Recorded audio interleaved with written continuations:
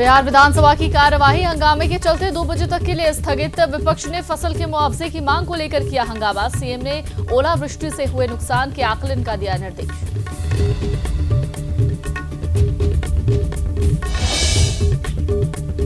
चुनाव में महागठबंधन और एनडीए के खाते में एक सीट पर कब्जा। आरएलएसपी के संजीव श्याम सिंह और कोसी सीट से जेडीयू से संजीव कुमार सिंह लगातार तीसरी बार विजयी।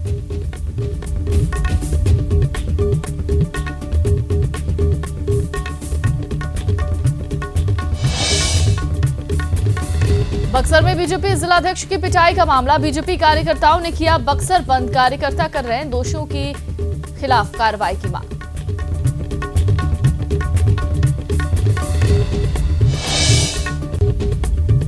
औरंगाबाद में क्रिकेट खेलने के दौरान हुई झड़प। एक युवक की मौत के बाद गुस्साए ग्रामीणों ने NH2 को जाम कर टायर जलाकर किया प्रदर्शन।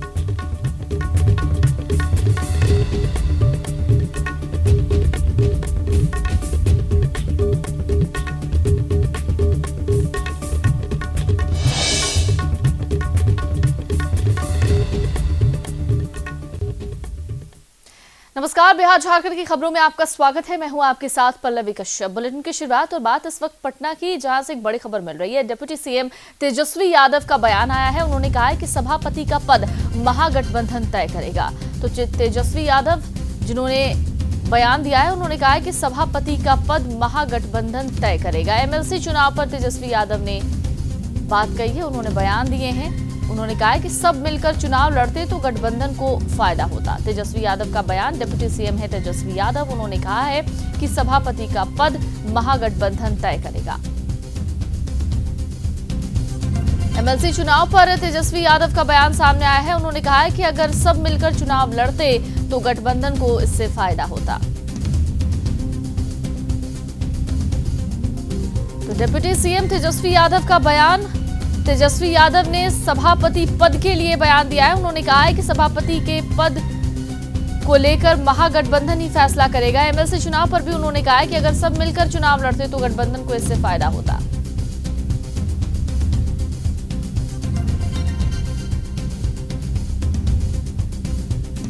तो बिहार की राजधानी पटना से इस वक्त की खबर। तेजस्वी यादव डिप्टी सीएम जिन्होंने बयान दिया है एमएलसी चुनाव को लेकर। उन्होंने कहा है कि एमएलसी चुनाव में अगर सब मिलकर लड़ते तो महागठबंधन को इससे फायदा होता। इस दौरान सभापति के पद को लेकर उन्होंने कहा है कि सभापति के पद के लिए महागठबंधन ही तय करेगा।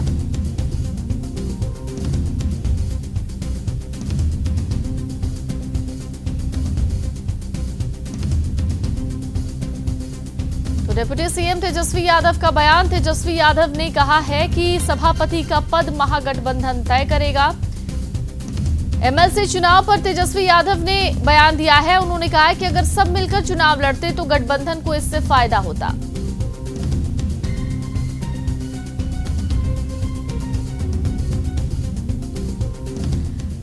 फोन लाइन पर सहयोगी अमित इस वक्त हमारे साथ जुड़े हुए हैं। अमित, तेजस्वी यादव के इस बयान के क्या मायने निकाले जा सकते हैं? देखिए पल्लवी, जो हालात हुए हैं, खासतौर पर अगर हम इस बिहार विधान परिषद की बात करें, 4 सीटों में जो नतीजे आए उससे साफ है कि महागठबंधन की जो गांठ की वजह से फायदा एनडीए को मिला। वैसे कांग्रेस के नेता ने अभी जो बिहार सरकार में मंत्री हैं अभिजीत सिंह, उन्होंने भी कहा कि कहीं न कहीं महागठबंधन के अंदर सीटों को लेकर जो सामंजस्य ऐसे तरीके से नहीं बैठा, उसी का नतीजा है कि आज गया और ये दोनों जो सीटें थी वो न आरजेडी के पास गई न कांग्रेस के पास, वो चली गई एनडीए के खेल में। जाहिर तौर पर आरजेडी सबसे, चाहे वो तेजस्वी यादव हो या पूर्व मुख्यमंत्री राबड़ी देवी हो, उन्होंने भी माना कि ये महागठबंधन में बेहतर सामंजस्य नहीं होने की वजह से वो जो दोनों सीटें हैं वो दोनों सीटें वहां से खिसकी है। लेकिन लगातार अगर हम इस परिषद चुनाव की घोषणा की बात करें, पल्लवी, पहले ही सवाल उठे थे। कांग्रेस लगातार दोनों सीटों पर कब्जा जमाए हुए था, क्योंकि इसके पहले 2014 में दोनों सीटों पर सेकंड स्थान पर कांग्रेस रहा था। जाहिर तौर पर इस बार जो सीटों का जिस प्रकार से एक तालमेल बिठाने की कोशिश हुई, लालू प्रसाद यादव ने भी इस मसले पर कहा था कि महज 4 सीटें थी, 2 सीटें आरजेडी के पास रहेगी और 2 सीटें जेडीयू के पास। जाहिर तौर पर दरकिनार कर दिया था कांग्रेस को और उसी के वजह से आखिर वक्त में कांग्रेस ने दोनों सीटों पर अपने उम्मीदवार खड़े किए और नतीजा साफ है कि कहीं न कहीं जो ये महागठबंधन में जो स्थितियां बिगड़ी, उसका फायदा एनडीए को साफ तौर पर मिला और रालोसपा और बीजेपी के खेमे में दोनों सीटें एक सीट चली गई। अमित, जो ये अटकलें लगातार लगाई जा रही है कि महागठबंधन में सब कुछ ठीक ठाक नहीं चल रहा है, फूट की नौबत तक आ चुकी है महागठबंधन में, तो क्या ये जो बयान सामने आए तेजस्वी यादव के, उन्होंने जो ये बातें कही कि अगर सब मिलकर चुनाव लड़ते और सब मिलकर अगर लड़ते तो शायद इससे महागठबंधन को फायदा होता, तो क्या इस बयान के ये भी मायने निकाले जा सकते हैं कि अभी महागठबंधन के जो घटक दल है उनमें आपसी सहयोग या फिर आपसी सामंजस्य में कमी नजर आ रही है? सवाल यही उठता है पल्लवी, लगातार जिस महागठबंधन के गांठ का जिक्र होता रहा है, विपक्ष लगातार सवाल उठाता रहा है, लेकिन आरजेडी, जेडीयू और कांग्रेस के बड़े नेता इस बात का हमेशा से जिक्र करते हैं कि महागठबंधन के अंदर कोई गांठ नहीं, महागठबंधन की एकता मजबूत है। लेकिन जिस तरह बिहार विधान परिषद के 4 सीटों का हाल हुआ, जिस प्रकार सीटों को लेकर तीनों दलों के अंदर कहीं न कहीं अलग रंग देखने को मिला, तीनों दल अलग अलग दिखे। जेडीयू वैसे पूरे मामले पर चुप है, लेकिन सवाल जरूर उठता है कि जो 2 सीटों को लेकर जिस प्रकार आरजेडी और कांग्रेस आमने सामने खड़ी थी, तो साफ है कि महागठबंधन के अंदर जो बेहतर तालमेल होनी चाहिए थी वो तालमेल नहीं दिखा और सीधा फायदा एनडीए को इस 4 सीटों की इस लड़ाई में एनडीए के पास गया। चलिए, बहुत बहुत शुक्रिया अमित आपका तमाम जानकारियों के लिए। तो लैक ऑफ अंडरस्टैंडिंग नजर आ रही है महागठबंधन में और शायद इसी का नतीजा है कि एमएलसी चुनाव में इस तरह से रिजल्ट सामने आए हैं। तेजस्वी यादव का एक बयान, उन्होंने कहा कि अगर सब मिलकर चुनाव लड़ते तो महागठबंधन को इससे फायदा होता।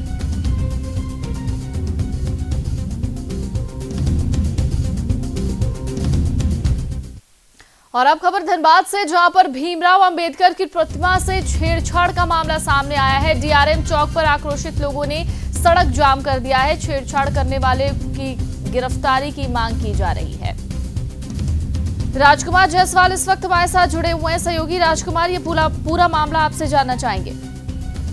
सबसे पहले तो बता दें कि कल शाम को जब पता चला कि जो बाबा साहब भीमराव अम्बेडकर की प्रतिमा जो लगी हुई है डीआरएम चौक पर, वहां पर उसे क्षतिग्रस्त कर दिया गया है, उसके हाथ तोड़ दिए गए थे और चश्मा जो है उसको तोड़ दिया गया था और इसके अलावा वहां पर जो लाइटिंग के लिए व्यवस्था की गई थी उसे तोड़ दिया गया था।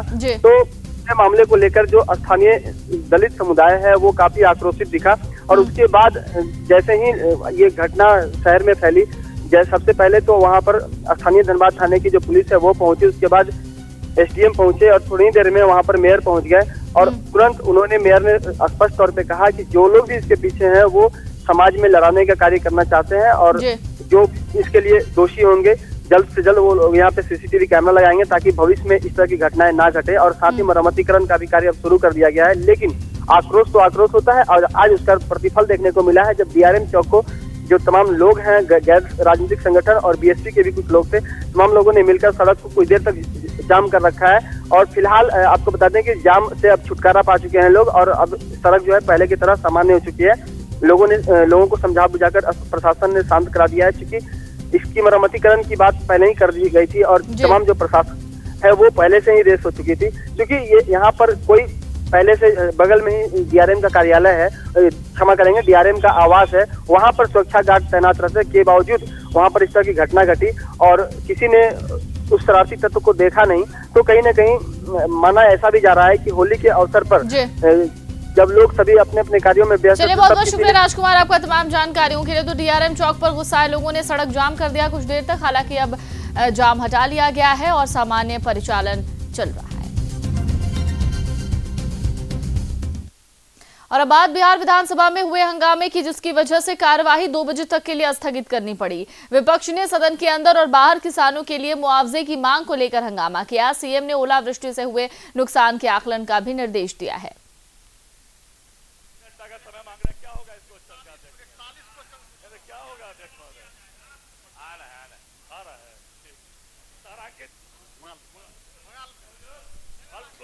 तो सदन के अंदर और बाहर दोनों ही जगहों पर हंगामा हुआ। कार्यवाही 2 बजे तक के लिए स्थगित करनी पड़ी है। विपक्ष किसानों के मुआवजे की मांग को लेकर अड़ा हुआ है, जिस वजह से सदन में लगातार हंगामा होता रहा है। किसी तरीके की चर्चा नहीं हो पाई और कार्यवाही एक बार फिर से 2 बजे तक के लिए स्थगित कर दी गई। लगातार सदन की कार्यवाही स्थगित हो रही है। ऐसे में कई ऐसे मुद्दे हैं जिन पर पूरी तरीके से चर्चा नहीं हो पा रही है और कुछ ऐसा ही आज भी दिखा। सदन के अंदर और बाहर 2 जगह की तस्वीरें हम आपको दिखा रहे हैं। सदन के बाहर भी बैनर्स और पोस्टर्स के साथ जो तमाम नेता और कार्यकर्ता रहे वो हंगामा करते हुए नजर आए। सदन के भीतर भी कुछ इसी तरीके की तस्वीरें दिखी, जहां पर पूरी तरीके से कार्यवाही बाधित रही। 2 बजे तक के लिए कार्यवाही स्थगित कर दी गई है।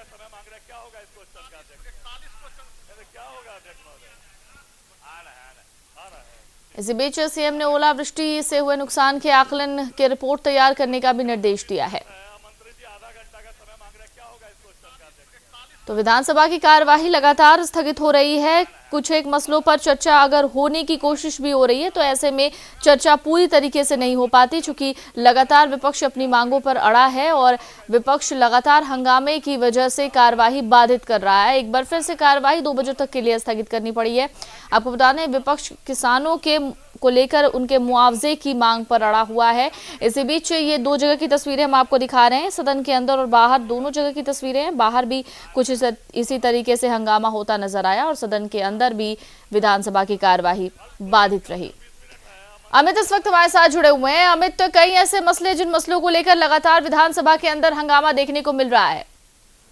देखिए पल्लवी, 2 अहम सवाल आज बिहार विधानसभा के अंदर गूंजे। एक तो किसानों के मामले पर लगातार ओलावृष्टि की वजह से जो फसलें बर्बाद हुई है उसका मांग विपक्ष बिहार विधानसभा की कार्रवाई शुरू होने से पहले कर रहा था। प्रश्नकाल समाप्त होने के बाद भी उन्होंने कार्य स्थगन का प्रस्ताव दिया और ओलावृष्टि को लेकर जो किसान हैं, जो हताहत हुए हैं, उन्हें मुआवजा को लेकर सरकार की क्या कोशिश है, इसको लेकर जवाब तलब कर रहा था। लेकिन मुख्यमंत्री नीतीश कुमार खुद इस पूरे मामले पर सामने आए। उन्होंने सदन के अंदर भरोसा दिया विपक्ष को कि ओलावृष्टि से पूरे बिहार में जो फसलें बर्बाद हुई हैं उसके आकलन को लेकर, उसकी समीक्षा को लेकर निर्देश दिए गए हैं और जल्द जो तमाम रिपोर्ट है वो सामने आएंगे। जो किसान हताहत हुए हैं उन्हें उसको मुआवजा दिया जाएगा। इसके अलावा पल्लवी, जो दूसरा अहम आज मामला गूंजा, वो सवाल उठाया विपक्ष ने कि पूरे बिहार में जो पशुपालन को लेकर, पशु को लेकर जो दवा की खरीद होनी चाहिए थी उसमें कहीं न कहीं सरकार पूरी तरह से फेल है। और पहली बार इस बजट पत्र की अगर हम बात करें पल्लवी, तो जो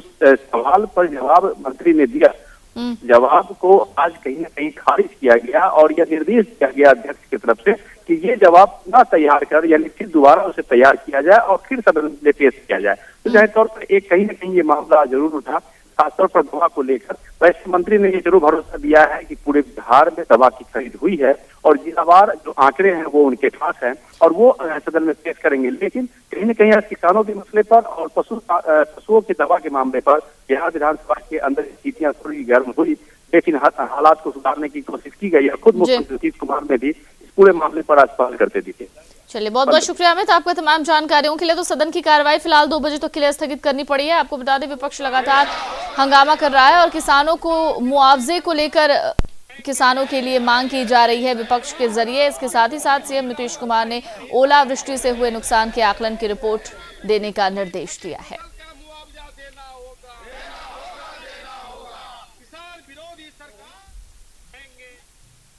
इधर बिहार विधान परिषद के बाहर पूर्व उप मुख्यमंत्री सुशील कुमार मोदी ने कहा कि कांग्रेस खिसियाकर अनाप शनाप बयान दे रही है। उन्होंने कांग्रेस के आरोपों को बेबुनियाद बताया है। बीजेपी मणिपुर और गोवा दोनों जगह जो सरकार बना रही है, निर्दलीय विधायक और जो अन्य छोटी पार्टियां हैं उन्होंने समर्थन किया है, जिसके बलबूते पर हमने दावा किया। ये सुप्रीम कोर्ट में गए, वहाँ इनकी याचिका खारिज हो गई और ये समर्थन नहीं जुटा पाए। तो जब हार रहे हैं और समर्थन नहीं जुटा पाए, गोवा में तो देखिए शिवसेना को बीजेपी के साथ चुनाव नहीं लड़ रही थी, वो अलग चुनाव लड़ रही थी, तो वो तो कांग्रेस की राग में राग मिला रही है। लेकिन आज मनोहर पर्रिकर को सभी दलों ने, छोटे छोटे जो दल हैं उन्होंने समर्थन दिया है और कुछ ही घंटे के भीतर जो है वो विश्वास मत हासिल करेंगे और मुझे पूरा विश्वास है कि वो बहुमत हासिल करने में सफल हो। और बिहार में ओलावृष्टि से हुए नुकसान पर बीजेपी ने दोनों सदनों के बाहर जमकर हंगामा किया। बीजेपी की मांग है कि सरकार किसानों को तत्काल मुआवजा मुहैया कराए। विधायक अरुण कुमार सिन्हा ने कहा कि ओलावृष्टि से फसलों को भारी नुकसान हुआ है। लीची, आम ये तमाम फसलों को नुकसान पहुंचाए, लेकिन सरकार मुआवजा देने से कतरा रही है। सारे फसल बर्बाद हो गए, आम लीची सब बर्बाद हो रहे हैं और यह सरकार जो नियम कानून के तहत भी मुआवजा देना होता है उससे मुकर रही है। आज माननीय सचिता बाबू, विजय कुमार खेमका जी, ललन पासवान जी, राणा रणधीर कुमार जी, माननीय प्रमोद कुमार जी और विद्यासागर केसरी जी, कुल 6 माननीय विधायक एनडीए के इस पर कार्य स्थगन दिया है और हम लोग कार्य स्थगन के माध्यम से हाउस में ये विषय उठाएंगे। आज सरकार इस पर विचार विमर्श करे और मुआवजा देने की घोषणा करे, अन्यथा हम लोग हाउस को इसके लिए बाध्य करेंगे और दबाव देंगे कि इस पर, इसीलिए हम लोगों ने कार्य स्थगन। बात कुछ और खबरों की करेंगे। बिहार विधान परिषद की 4 में से 2 सीटों के नतीजे घोषित कर दिए गए हैं। यूपी चुनाव के बाद अब सबकी नजर बिहार के एमएलसी चुनाव पर थी। अब तक 2 सीटों के नतीजे आए हैं, उनमें एक जेडीयू जबकि 1 सीट रालोसपा यानी एनडीए के खाते में गई है, जबकि 2 सीटों के लिए मतों की गिनती अभी भी जारी है। कोसी शिक्षक सीट से जहां जेडीयू के डॉक्टर संजीव कुमार सिंह ने लगातार तीसरी बार जीत हासिल की है, वहीं गया शिक्षक सीट पर आरएलएसपी के संजीव श्याम सिंह ने लगातार दूसरी बार जीत हासिल की है। गया स्नातक सीट से बीजेपी प्रत्याशी और विधान परिषद के सभापति अवधेश नारायण सिंह की जीत लगभग तय मानी जा रही है, तो वहीं सारण स्नातक सीट भी महागठबंधन के खाते में जाती नजर आ रही है। पूरे आपका मगध क्षेत्र शिक्षक निर्वाचन क्षेत्र से हमारे बड़े भाई संजीव श्याम सिंह जी का हमारे नियोजित शिक्षकों द्वारा और वित्तरहित शिक्षकों द्वारा एक मुश्त वोट देकर हमने इनको जिताया है। चूँकि पूरे बिहार के जो हम नियोजित शिक्षक हैं, जो कि सड़क से लेकर सदन तक हम लोग लड़ाई लड़े, उसमें इनका अग्रणीय भूमिका रहा है और जो भी आज हमको जो वेतनमान मिला है इन्हीं का देन है और इन्हीं के देन के वजह से आज जो है हम नियोजित शिक्षक वेतनमान पाए हैं और हम तमाम शिक्षक इनका शुक्रगुजार हैं। इनको नहीं बल्कि हम अपनी भविष्य को बनाने के लिए इनको हम पुनः शिक्षक निर्वाचन क्षेत्र में पुनः इनको हम एमएलसी पद पर निर्वाचित किए।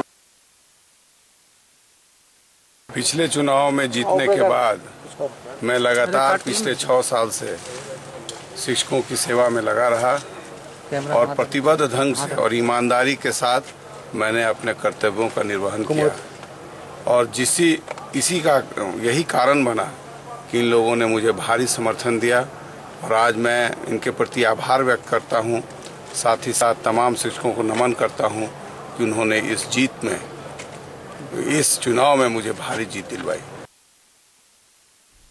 आरा के सदर अस्पताल के इमरजेंसी वार्ड में एक संवेदनहीन मामला सामने आया है, जहां एक मरीज घंटों जमीन पर पड़ा रहा, जिसे देखने के लिए न कोई अस्पताल का कर्मचारी आया और न ही कोई डॉक्टर। वहीं डॉक्टरों ने कहा कि अस्पताल में बेड की कमी है, जिसकी वजह से मरीज को जमीन पर ही लिटा दिया गया था।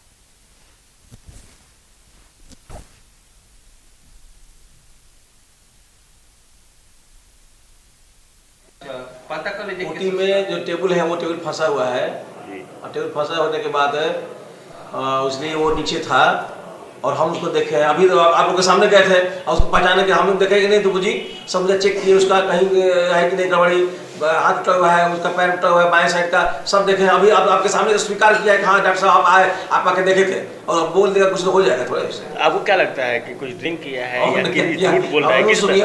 क्यों आगे कहा रहा है? हम लोग नहीं सुने उसका, लेकिन जो हम देखे उसको है सब कुछ अभी आपके सामने स्वीकार किया है।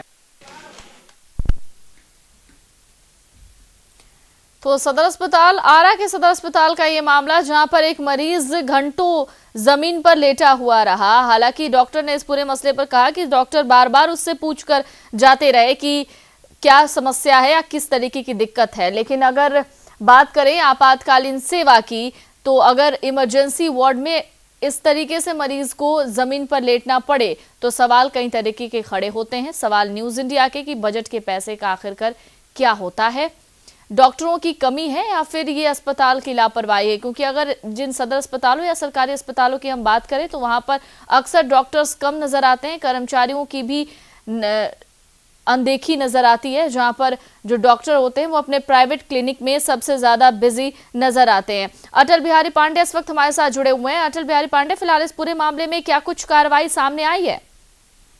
देखिए जी, जिस तरह से एक मामला जमीन पर लिटा करके इलाज किया जा रहा है और घंटों मरीज पड़ा रहा सदर अस्पताल के इमरजेंसी वार्ड के फर्श पर, कोई रखने वाला नहीं था। यहाँ तक कि जब हमने डॉक्टर से बात की, डॉक्टर ने भी यह बात को स्वीकार किया कि बेड खाली नहीं है, जिसके कारण उसको जमीन पर लिटा दिया गया। हालांकि सोच सकती है कि मानवता किस तरह संसार हुई है, और जो लोग आते हैं यहाँ पे इलाज कराने के लिए उनको किस तरह से इलाज किया सकता है, वो भी सदर अस्पताल के ISO सर्टिफाइड सदर अस्पताल है। जब हमने इसके बारे में जब सिविल सर्जन से राष्ट्र बिहारी से बात किया तो उन्होंने कहा इस बारे में उनको जानकारी नहीं है, कि अपने अनदेखी करके यह जानकारी नहीं होने के बाद को लेकर के टाल देते हैं। हर बात का यही रहता है और आए दिन इस तरह की घटना सामने आती रहती है। कई यहाँ मरीजों के सही से इलाज नहीं हो पाता है, दवा तक नहीं मिल पाती है, कई तरह की खामियां यहाँ पर देखने को मिलती है। पल्लवी जी, अटल बिहारी, अगर अब इस इमरजेंसी वार्ड की बात करें तो जाहिर तौर पर जितने भी इमरजेंसी वार्ड किसी भी सरकारी अस्पताल या फिर प्राइवेट अस्पताल में बनाए जाते हैं, वहां बेड की कमी कभी नहीं होनी चाहिए। ऐसे में अगर बजट में इस तरीके के प्रावधान होते हैं कि सरकारी अस्पतालों को और हाईटेक किया जाएगा, बेड बढ़ाए जाएंगे, ऐसा हो क्यों नहीं पाता है? निश्चित तौर पर पल्लवी जी, जिस तरह से यहाँ इमरजेंसी वार्ड बनाया जाता है कि ताकि जो मरीज के जो आकस्मिक जो घटना हो जाती है या तुरंत किसी का इलाज करना होता है, उसके लिए पूरी व्यवस्थाएं टंच होनी चाहिए, पूरी व्यवस्थाएं सुदृढ़ होनी चाहिए। लेकिन यहाँ पे किसी तरह की कोई व्यवस्था यहाँ इमरजेंसी वार्ड में नहीं मिल रहा। सोचती है कि जब बेड की नहीं है यहाँ पे पर्याप्त मात्रा में कि मरीज आए उसको लिटाया जाए, इसके बाद उसका उपचार किया जाए, तो फिर अन्य बातों को क्या कहा जा सकता है। यहाँ तक कि यहाँ पे सिरिंज हो, नीडल हो या कोई ट्रीटमेंट की इंजेक्शन हो या आपको ये स्टिच करने की जगह हो, इन तमाम छोटी छोटी बातें यहाँ पे देखने को मिलता है कि इन तमाम चीजों का भाव रहता है। रजनी जी, अटल बिहारी, एक अपडेट मैं आपसे जानना चाहूंगी, क्या इस मरीज को अब बेड मुहैया कराया गया है? जी निश्चित तौर पर रजनी जी, जिस तरह से हमने जब खबर ये मेरे संज्ञान में आया, जब मैंने इसको खबर अपना कवर कर लिया, इसके बाद मैं चलाया, इसके बाद जब हमने सिविल सर्जन से बात किया, उन्होंने तत्काल कार्रवाई करते हुए मरीज को एक व्यवस्था किया और व्यवस्था करने के बाद फिर से उसका इलाज संभव हो पाया। चलिए, बहुत बहुत शुक्रिया आपका तमाम जानकारियों के लिए। इस वक्त पटना से एक बड़ी खबर आ रही है। आपको बता दें, हरमिंदर साहब को बम से उड़ाने की धमकी मिली है, जिसमें एक शख्स को हिरासत में लिया गया है। गुरुद्वारा हरमिंदर साहब को बम से उड़ाने की धमकी का मामला, आरोपी विनय पासवान जिसे गिरफ्तार किया गया है। आपको बता दें, ये कुछ दिन पहले का मामला है जब हरमिंदर साहब को उड़ाने की धमकी दी गई थी। SSP मनु महाराज ने इस बात की जानकारी दी है। गुरुद्वारा हरमिंदर साहिब को बम से उड़ाने की धमकी का मामला, जिसमें एक आरोपी गिरफ्तार हुआ है जिसका नाम विनय पासवान है। फिलहाल उससे पूछताछ चल रही है। SSP मनु महाराज ने इसकी जानकारी दी है।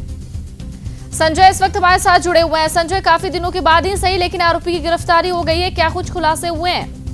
बिल्कुल पल्लवी, क्योंकि ये बहुत बड़ा पटना पुलिस को कही जा सकती है बड़ी सफलता मानी जाएगी, क्योंकि 28 फरवरी को ये मामला सामने आया था कि पटना साहिब और पटना सिविल कोर्ट को बम से उड़ाने की धमकी दी गई थी। उस मामले में तुरंत पुलिस ने उसके जो CDR के माध्यम से उसे उसकी जानकारी प्राप्त की और उसको गिरफ्तार किया गया और सिम भी बरामद कर लिया गया, जो कि जिस सिम से उसने बम से उड़ाने की धमकी दी थी। और जो आरोपी है विनय पासवान, वो पहले से भी कई थाना क्षेत्र में आरोपी रहा है और उसके ऊपर कई केस दर्ज है। पुलिस उसे भी उस केस में ढूंढ रही थी। हालांकि इस बाबत पुलिस को काफी जो है ये बम से उड़ाने की धमकी मामले में उसे ढूंढ रही थी पुलिस, और इसे बद्रघाट से इसे गिरफ्तार कर लिया गया है। हालांकि अभी जो पटना के SSP जो मनु महाराज है, उनसे जानकारी मिलते ही जो तस्वीर जो दिखाई जा रही है दर्शकों को, वो एक्सक्लूसिव तस्वीरें हैं, क्योंकि इसमें और उससे पूछताछ की जा रही है कि और इसमें कई जगह पे किस तरीके के मामले दर्ज हैं और कितने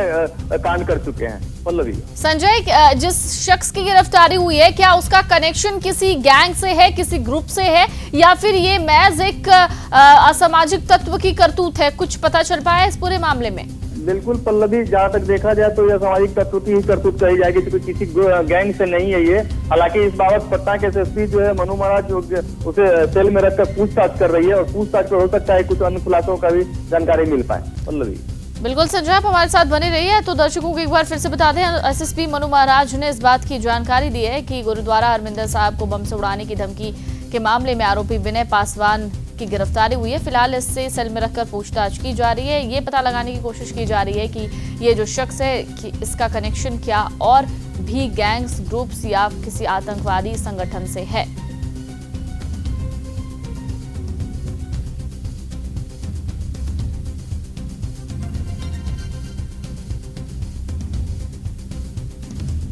तो पटना से इस वक्त की खबर, गुरुद्वारा हरमिंदर साहब को बम से उड़ाने की धमकी का मामला, जिसमें एक शख्स विनय पासवान की गिरफ्तारी हुई है।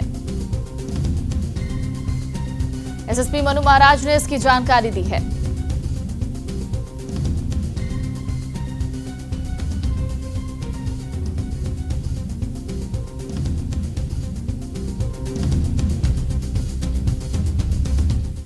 इस वक्त एक और बड़ी खबर पटना से मिल रही है। आपको बता दें, सीबीआई की एक बड़ी कार्रवाई सामने आई है। आरपीएफ का एएसआई रामाशीष पंडित गिरफ्तार किया गया है। सीबीआई की बड़ी कार्रवाई, जिसमें आरपीएफ का एएसआई रामाशीष पंडित गिरफ्तार हुआ है। संजय इस वक्त हमारे साथ लगातार जुड़े हुए हैं। संजय, ये पूरा मामला आपसे जानना चाहेंगे। बिल्कुल पल्लवी, मैं बताऊं कि ये सीबीआई की एक बड़ी कार्रवाई कही जा सकती है, क्योंकि इसमें जो आरपीएफ का एक एसआई था रामाशीष पंडित, उसे गिरफ्तार कर लिया गया है। उसे भ्रष्टाचार के आरोप में गिरफ्तार किया गया। हालांकि अभी तक इसकी पूरी जानकारी जो है वो चूंकि नहीं दे पा रही है वहाँ की सीबीआई अधिकारी, और तुरंत उसे अपने कस्टडी में रख करके उसे कस्टडी में रखा है। हालांकि ये जो पटना के पाटलिपुत्रा जंक्शन है, वहां से इसकी गिरफ्तारी की गई है। फिलहाल अभी जो जानकारियां मिल रही है कि इसे भ्रष्टाचार के आरोप में गिरफ्तार किया गया है, लेकिन जब पूछताछ में जानकारी मिल पाएगी उसके बाद और भी जानकारी दर्शकों को फिर दी जाएगी। चलिए, बहुत बहुत शुक्रिया आपका तमाम जानकारियों के लिए संजय। तो आरपीएफ का एएसआई रामाशीष पंडित गिरफ्तार किया गया है। पाटलिपुत्र जंक्शन से इसकी गिरफ्तारी हुई है। भ्रष्टाचार का मामला, जिसमें इस शख्स की गिरफ्तारी हुई है। सीबीआई की बड़ी कार्रवाई इस मामले में।